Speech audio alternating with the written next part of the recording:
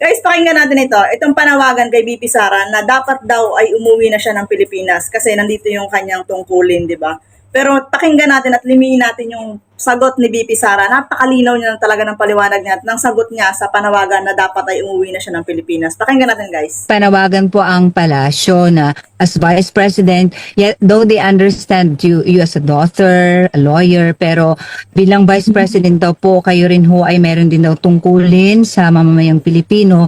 Kaya ang panawagan nila, ma'am, is umuwi ka na rin daw dapat dito para magampanan niyo po ang kanyang tungkulin. Ay, inyong tungkulin rather. Right, opo.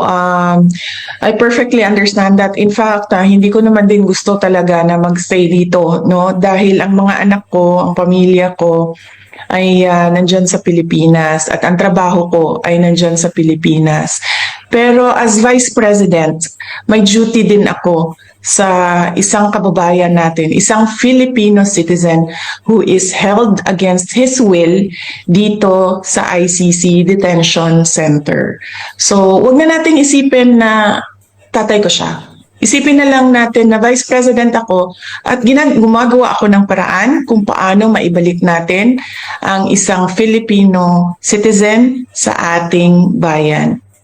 O di ba? Ang linaw ng sagot niya na yun naman ay tungkulin din niya bilang isang Vice President ang pag-intindi dun sa isang Filipino citizen. Hindi niya wag nating isipin na tatay niya yung iniintindi niya. Bilang isang Pilipino pa rin ang iniisip niya.